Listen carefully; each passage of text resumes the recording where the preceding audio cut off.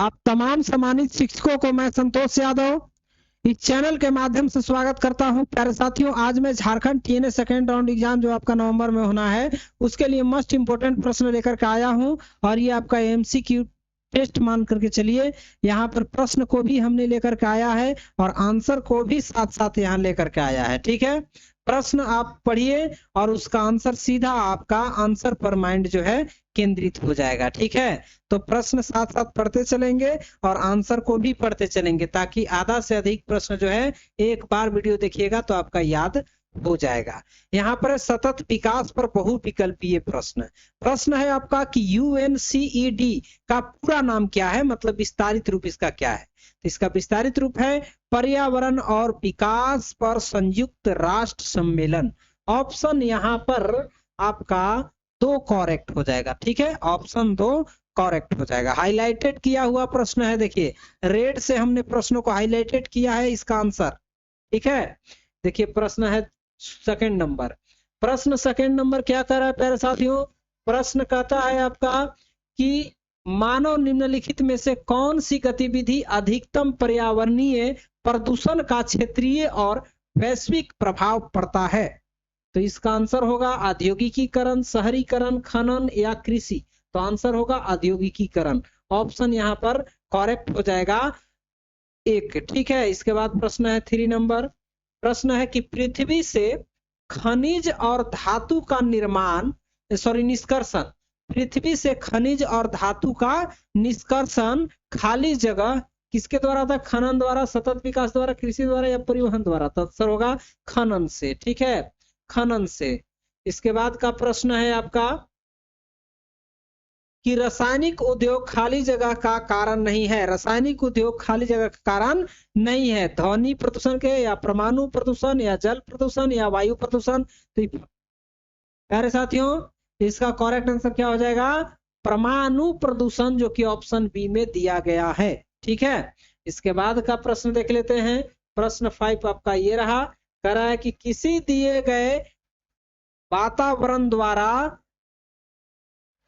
समर्थी व्यक्तियों की अधिकतम बुलाया, ठीक है, अधिकतम बुलाया वह सक्षम क्षमता, वहन क्षमता या पर्यावरणीय प्रतिरोध या जनसंख्या का आकार या जैविक क्षमता। तो इसका करेक्ट आंसर क्या होगा, आप लोग इसका आंसर कमेंट बॉक्स में देने का प्रयास कीजिएगा। ये प्रश्न आपके लिए छोड़ते हैं प्यारे साथियों, आप इसका आंसर कीजिएगा। ठीक है, इसके बाद का प्रश्न देखेंगे, ये रहा 6 नंबर है, करा कि सतत विकास की दिशा में, सतत विकास की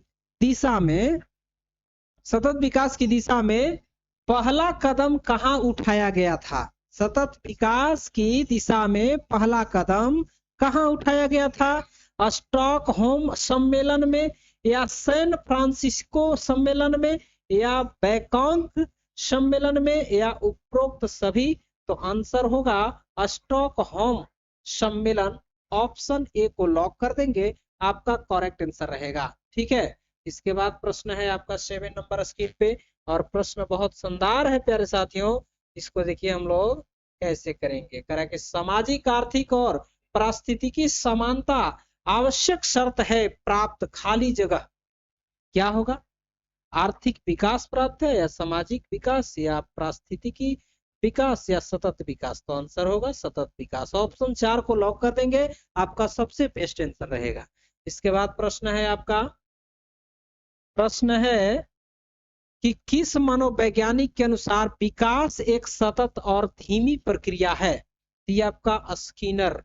ठीक है, स्किनर मनोवैज्ञानिक के अनुसार। इसके बाद का प्रश्न कर लेते हैं 52 नंबर।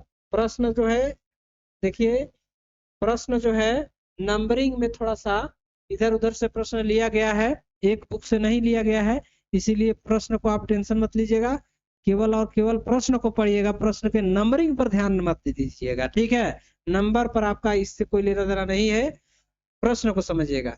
व्यक्तित्व विकास की अवस्था क्या है, अधिगम एवं वृद्धि है, व्यक्ति वृद्धि अध्ययन है या उपचारात्मक अध्ययन है या इसमें से कोई नहीं, तो इसका आंसर हो जाएगा फाइनली अधिगम एवं वृद्धि। ठीक है, अधिगम एवं वृद्धि। इसके बाद का प्रश्न कर लेंगे हम लोग प्यारे साथियों। प्रश्न यहाँ पर देख रहे हैं आप, करा कि विकास में वृद्धि से तात्पर्य है, विकास में वृद्धि से तात्पर्य है ज्ञान में वृद्धि, संवेग में वृद्धि, वजन में वृद्धि, आकार सोच समझ कौशल में वृद्धि। तो आंसर होगा आपका डी नंबर, आकार सोच समझ कौशल में वृद्धि। ठीक है, इसके बाद प्रश्न हम लोग देखेंगे नेक्स्ट, करा कि तनाव और क्रोध की अवस्था है, तनाव और क्रोध की अवस्था कौन सा है, शस्य अवस्था, बालक की अवस्था, या किशोरावस्था, या वृंदावस्था। तो इसका यदि फाइनली आंसर होगा करेक्ट आंसर तो ऑप्शन सी हो जाएगा किशोरावस्था। ठीक है, किशोरावस्था को लॉक करेंगे, आपका बेस्ट आंसर रहेगा। इसके बाद प्रश्न है कि बालक का विकास परिणाम है, बालक का विकास परिणाम क्या है प्यारे साथियों, बताइए फटाफट। बालक का विकास परिणाम है वंशानुक्रम, वातावरण, वंशानुक्रम व वातावरण की अंत क्रिया का या आर्थिक कारकों का। तो आंसर होगा आपका वंशानुक्रम व वातावरण की अंत क्रिया का। ठीक है, ऑप्शन यहाँ पर सी को लॉक करेंगे, आपका करेक्ट आंसर होगा। इसके बाद 56 नंबर है, शारीरिक विकास का क्षेत्र है, शारीरिक विकास का क्षेत्र कौन सा है, स्नायु मंडल है, या स्मृति है, या अभिप्रेरणा है, या समायोजन है। तो इसका फाइनली आंसर होगा स्नायु मंडल। ठीक है, ऑप्शन ए को लॉक करेंगे। इसके बाद का प्रश्न आपका स्क्रीन पे, प्रश्न है कि श्याम पट लिखते समय सबसे महत्वपूर्ण क्या है, श्याम पट लिखते समय सबसे महत्वपूर्ण बात क्या है, अच्छी लिखावट, लेखन में स्पष्टता, बड़े अक्षरों में लिखना, छोटे अक्षरों में लिखना।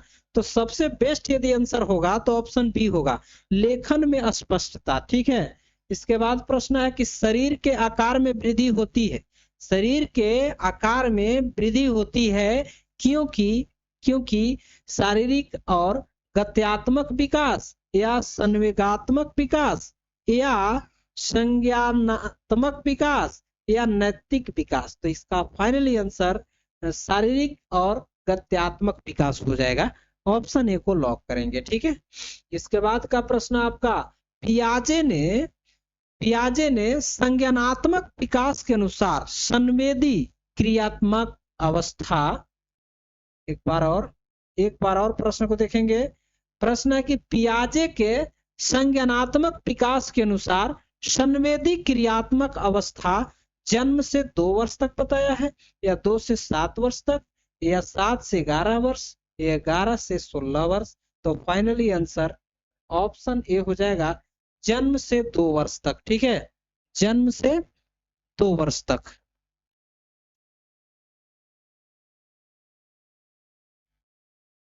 देखिए प्रश्न है आपका कि निम्न में से कौन सा कथन सत्य है, निम्न में से कौन सा कथन सत्य है, लड़के अधिक बुद्धिमान होते हैं, लड़कियां अधिक बुद्धिमान होती है, बुद्धि का लिंग से संबंध नहीं है।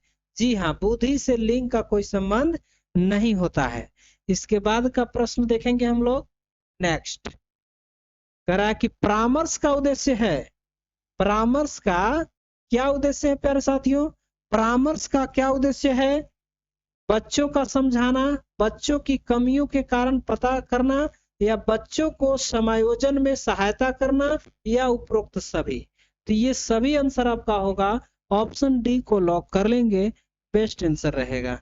इसके बाद प्रश्न है कि बच्चों में नैतिकता की स्थापना के लिए सर्वोत्तम मार्ग क्या है, बच्चों में नैतिकता यदि आप स्थापित करना चाहते हैं तो इसके लिए सबसे अच्छा तरीका, अच्छा मार्ग क्या है, उन्हें धार्मिक पुस्तक पढ़ाना, या शिक्षक का आदर्श रूप से व्यवहार करना, या उनका मूल्य शिक्षा पर मूल्यांकन करना, या उन्हें प्रातः कालीन सभा में उपदेश देना, यहाँ पर मिसप्रिंट है। तो आंसर हो जाएगा आपका ऑप्शन बी, शिक्षक का आदर्श रूप से व्यवहार करना ही नैतिकता स्थापित करने का सबसे अच्छा मार्ग है बच्चों के लिए, बच्चों में, ठीक है। इसके बाद प्रश्न हम लोग देखेंगे नेक्स्ट।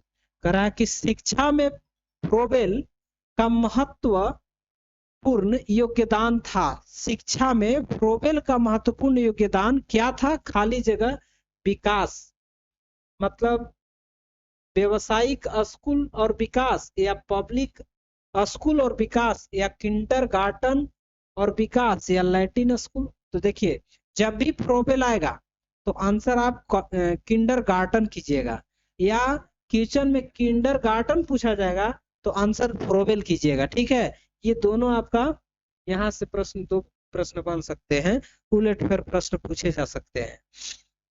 देखिए प्रश्न है आपका कि एक अच्छा अध्यापक विद्यार्थियों के मध्य बढ़ावा देता है। एक अच्छा अध्यापक विद्यार्थियों के मध्य क्या चीज का बढ़ावा देते हैं? प्रतियोगिता की भावना का, या सहयोग की भावना का, या प्रतिद्वंदी की भावना का, या तटस्थता की भावना का। तो आंसर हो जाएगा आपका सहयोग की भावना, ठीक है। सहयोग की भावना का बढ़ावा देते हैं। इसके बाद का प्रश्न देखिए, खाली जगह तथा खाली जगह की विशिष्ट अनुयायी क्रिया का परिणाम विकास के विविध मार्गों और निष्कर्षों के रूप में हो सकते हैं। वंशानुक्रम, या पर्यावरण, चुनौतियां या सीमाएं। ऑप्शन सी है स्थिरता, परिवर्तन, खोज पोषण। तो इसका फाइनली आंसर आप लोग कमेंट बॉक्स में बताइएगा कि इसका आंसर क्या होगा, ठीक है। इस वीडियो में हमने दो प्रश्न आपके लिए रखा है, एक प्रश्न इससे पहले और ये प्रश्न आपका सेकंड नंबर में दिया गया है, मान लीजिएगा सेकंड नंबर का प्रश्न। देखिए प्रश्न है कि शिक्षक का अति महत्वपूर्ण उद्देश्य, शिक्षक का अति महत्वपूर्ण उद्देश्य क्या होना चाहिए प्यारे साथियों?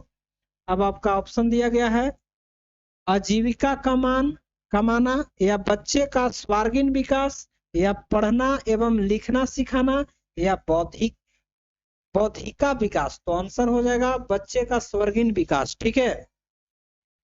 इसके बाद का प्रश्न है आपका कि भारत सरकार की कंप्यूटर आधारित अधिगम क्रिया के माध्यम से छात्रों को सीखने के लिए IT स्कूल योजना वर्ष खाली जगह में शुरू किया गया।